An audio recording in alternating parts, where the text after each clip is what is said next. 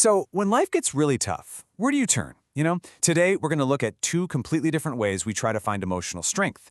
One is all about that familiar cultural wisdom we've all heard, and the other, well, it's about a much deeper, faith-based kind of transformation. All right, so here's what we're going to cover. First, we'll talk about that comforting chicken soup for the soul idea. Then we'll look at why that's not always enough. After that, we'll dive into this other path called spiritual remodeling, see what that journey from just enduring to rebirth looks like, and finally, we'll explore how both of these might actually fit together in our lives.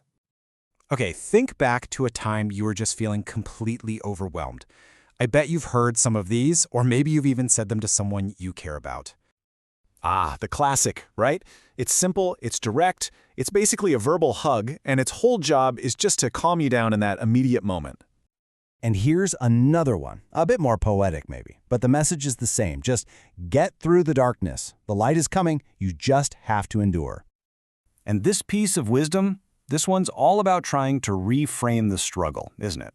It tells us that all this pain you're feeling right now, it has a purpose down the road. It gives you a reason to just keep going.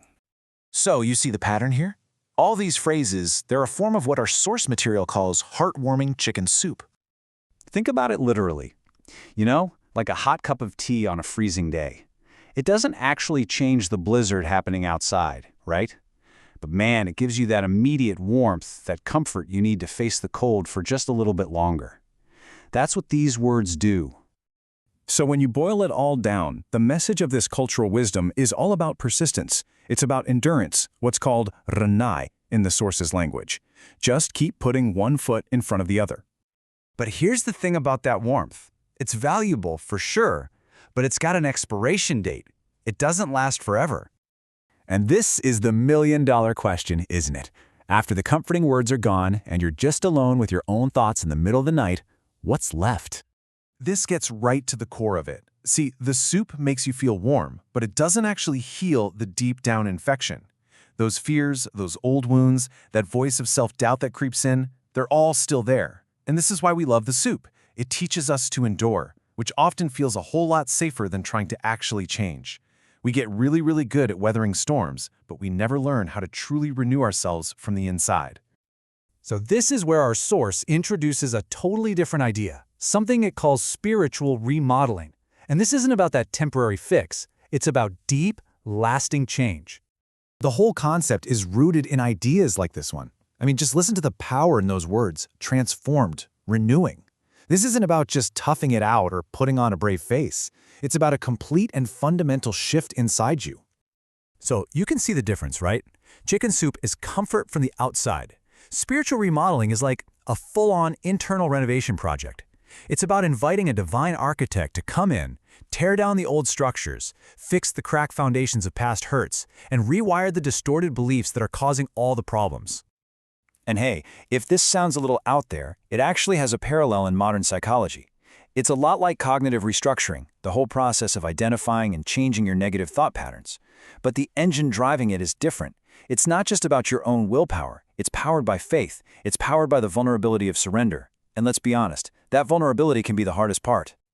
Okay, so this sounds great in theory, but how do you actually get from just gritting your teeth and enduring the old way of life to actually feeling reborn into a new one? What does that process even look like? When you put them side by side like this, the difference is just, wow, it's stark. Chicken soup is about comfort through endurance, which often means we just suppress the pain to get by. Spiritual remodeling is all about renewal through a kind of rebirth, which means we have to actually heal the pain. And here's the roadmap for it. It all starts with being brutally honest with yourself. No more pushing things down. That takes a ton of courage. Then you move to this act of surrender, of inviting help from outside yourself. And the change, the transformation, it doesn't happen by force. It happens through experiencing truth and love, which then lets you live in a totally new way. This verse just captures the final result perfectly. It's not about being a slightly better, patched-up version of the old you. It's about the old you being gone and a completely new creation showing up. That is the promise of remodeling. Now, it's really tempting to see this as a choice, right? To think you have to throw out the chicken soup completely. But our source says, hold on. That's not the whole story. We might just need both. And this is where wisdom really comes into play. I mean, some days you're just bone tired, you're exhausted, and a simple, kind word, that bowl of soup, is precisely what you need. But then there are those other times when you feel that deeper ache, that longing for real freedom from the same old cycles. And that's the signal that you need something much, much deeper. I love how this breaks it down. It's so simple. Chicken soup is a comfort you take in. It's temporary. Spiritual remodeling is a new life you live out. It's a permanent transformation. One is a quick boost. The other is the whole journey. And that right there is really the ultimate takeaway. The whole point of this journey isn't just about finding tricks to feel better for a little while. It's about being fundamentally changed so that we can truly live out a new, healthier, and more whole pattern of life.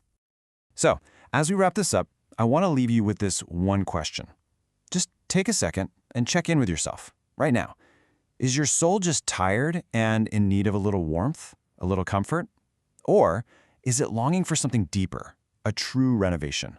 What does it really need today?